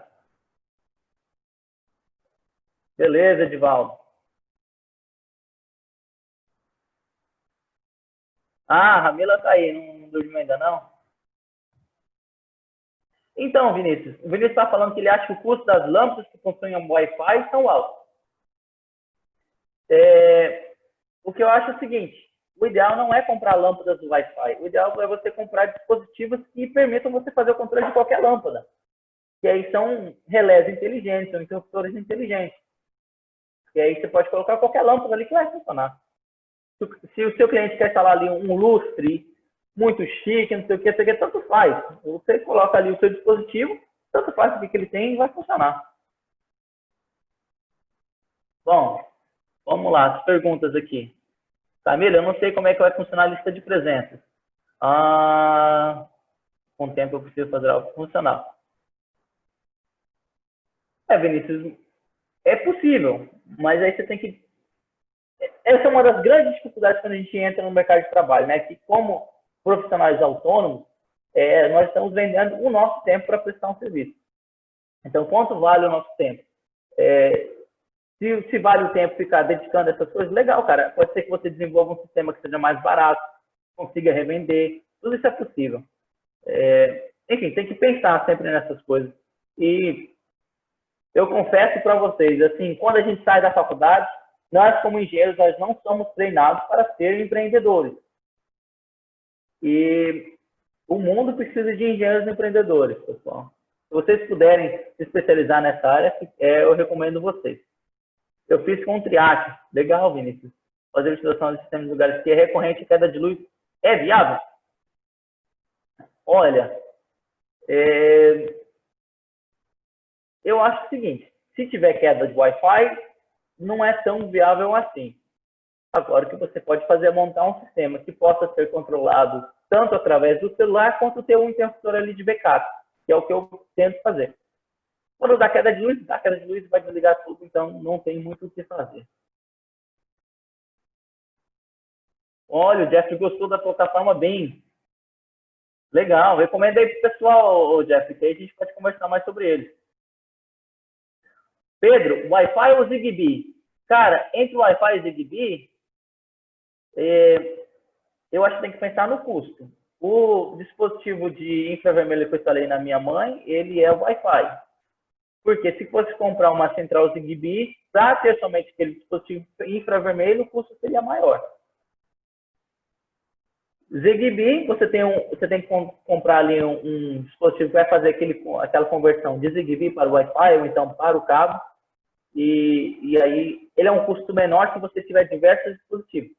Só que rede Wi-Fi geralmente dá problema. Se é um retrofit, se é uma coisa já existente, eu acho que se justifica utilizar Zigbee. Agora, se é uma construção que vai ser feita do zero, eu pensaria, eu vou mostrar para vocês. Ao invés de colocar um quadro de distribuição, a gente coloca ali um quadro de comando e proteção, gente. Coloca ali os disjuntores, coloca os sistemas inteligentes, deixa tudo ali. Tá? Acaba até reduzindo bastante custo para o cliente. William, estou fazendo TCC sobre instalações elétricas na minha universidade. Você conhece bibliografia sobre lâmpada LED ou dispositivos condicionadores de ar? Ou no caso desse último, posso me basear na norma? William, você vai encontrar muita coisa ali no site do Procel. Tem material desatualizado lá, isso é uma desvantagem. Agora tem que ver o que exatamente você está fazendo com relação às normas. Você está querendo ver se as instalações elétricas estão adequadas. Se você quer ver só a questão da adequação, é 54/10. Se você quer ver, aliás, a adequação da instalação elétrica. Se você quer saber se o sistema de iluminação está adequado, aí é a ISO 8995/1. Você precisa de um loopsímetro para fazer as medidas, ou então pode fazer a simulação utilizando o Dialux. Sistema de condicionadores de ar, aí tem que se basear naquela norma de condicionadores. Cara, agora você fez lembrar, tem um documento bem bacana de condicionadores de ar, que é bem didático. Deixa eu ver se eu acho ele aqui. E se tem como, eu já passo aqui para você. Cadê aqui? Arquivos de estudos, refrigeração, PBHCF, acho que é esse aqui. Depois você consegue disponibilizar. Consigo sim, lembro o Marcos de me pedir que eu mando. Será que tem como eu mandar alguma coisa aqui para vocês? Não tem como. Não mandava. Mas, Vinícius, eu vou te mandar o título aqui.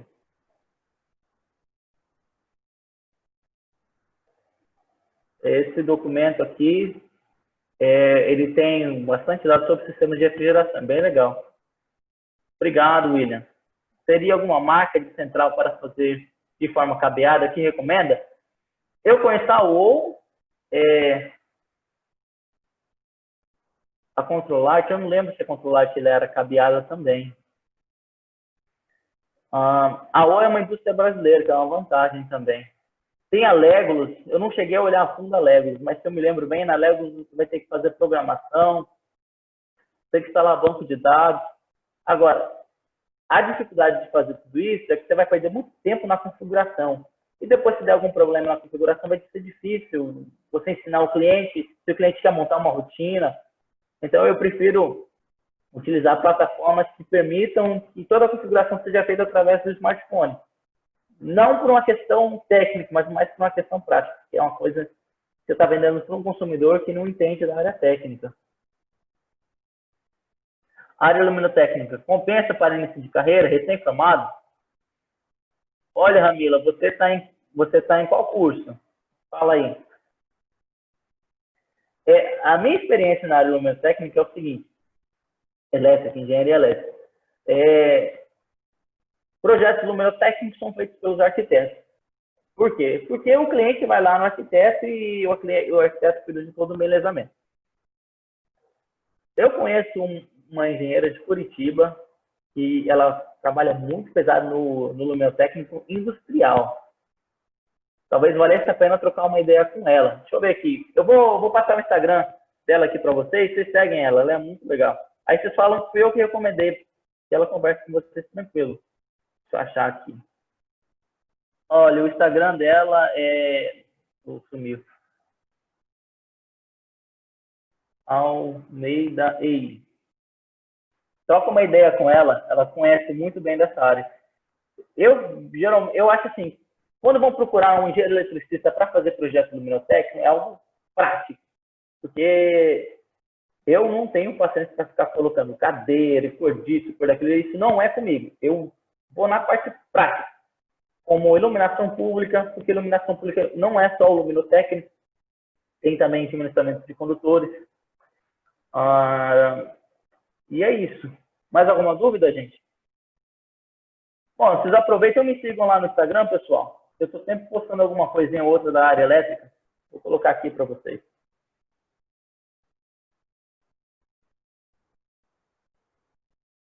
Mais alguma dúvida?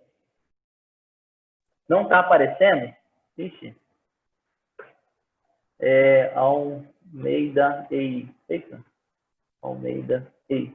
Então, essa é a engenheira que conheço que trabalha com projetos luminotécnicos industriais. O meu Instagram é esse aqui. Mais alguma dúvida, gente?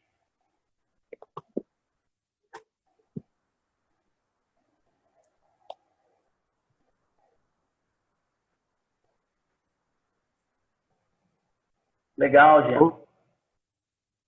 E aí, professor Marcos, como é que tá? Hugo, desculpa aí, tive um problema aqui, tive que me ausentar um pouquinho. O cachorro tá até latindo aqui. Já tá encerrando, né, no caso? E aí, só tirando a dúvida do pessoal. Ah, tá ok. Aí tu fica à vontade, que eu ainda tô aqui com esse problema desse Covid, e infelizmente tive que correr aqui, mas pode encerrar aí e fica à vontade, tá? Tá legal. Valeu aí, gente. Obrigado a todos. Boa noite. Boa noite. Mais alguma dúvida, gente?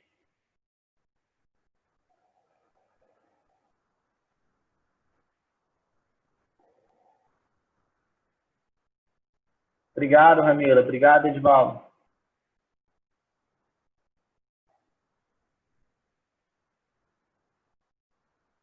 Bom, uma dica assim que eu gostaria de estar passando para vocês é tentem criar um perfil profissional nas redes sociais, que ultimamente. Agora, assim, nós, profissionais autônomos, qual que é a nossa marca, gente? O que a gente vende? A gente vende a gente mesmo. Você não está vendendo ali um produto, você está vendendo a si mesmo, o seu conhecimento. Então, procura criar uma coisa profissional. Eu vejo muito no Instagram, quando o pessoal coloca hashtag engenharia elétrica, é só piada. Eu dou risada, mas eu acho que a gente poderia estar compartilhando ali as dicas que a gente vai adquirindo ao longo da carreira. Agora, eu imagino assim, vocês que estão começando, estão aprendendo as coisas aos poucos, por exemplo, o Vinícius que está aí mexendo com Arduino e automação residencial e casas inteligentes, cara, começa a fazer a sua própria propaganda disso, cria um perfil profissional, coloca lá, me chama lá no Instagram, eu te sigo de volta, cara, eu dou essa força para vocês. E para você poder ter ali, poder demonstrar o que você tem, o que você sabe. Porque se uma pessoa só chega e te vê, o produto é você. E aí, se você tem alguma coisa por trás para mostrar para a pessoa, se tem como ela te encontrar através de uma rede social, isso já dá uma ajuda. Tá legal? Essa é uma dica que eu daria assim para vocês.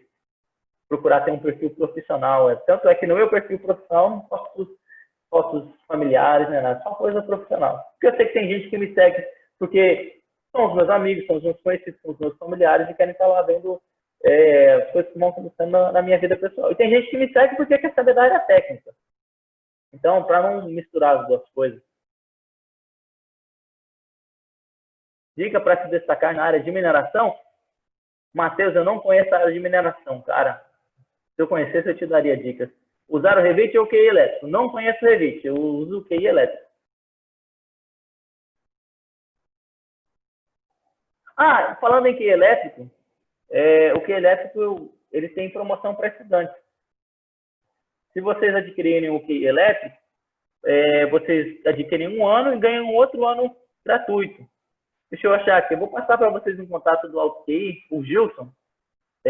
Fala com eles, aí vocês falam que eu que indiquei. Ele consegue fazer um preço bom para vocês. 8463-2184. Esse é o zap dele. Mais alguma dúvida, pessoal? Bom, quem não tiver mais dúvida, a gente pode sair da sala.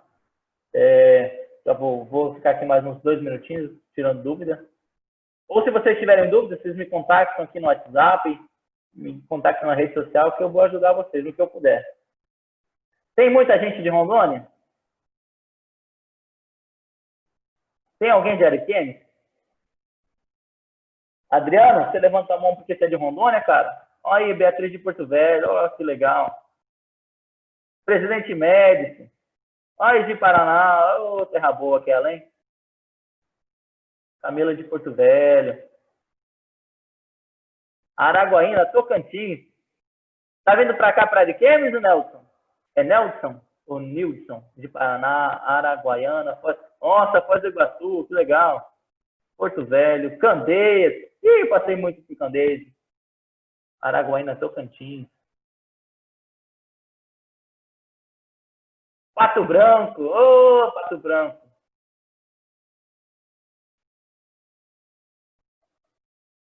Pesqueira. Olha só, gente do Brasil inteiro, que legal. Não tem ninguém de Ariquemes? Não, rapaz, ninguém que saiu aqui da minha terrinha? De Paranaense, tá perto, né? Francisco Beltrão. Belo Horizonte, Chopinzinho. São Judas do Mato Escuro. Rio de Janeiro, olha só. São Judas do Mato Escuro. Que cidade, que nome interessante. São Jorge.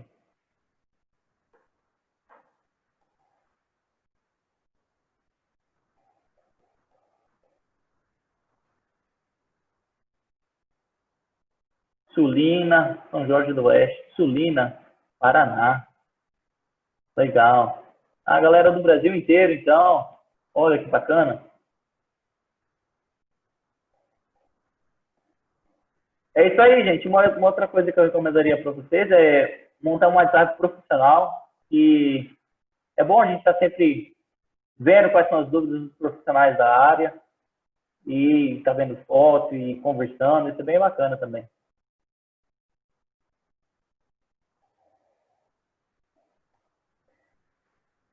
Bom, se ninguém tiver mais nenhuma dúvida, gente, então eu vou encerrar.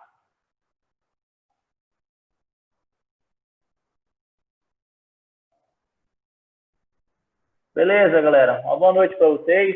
Qualquer dúvida é só me chamar aí, tá? Um abraço.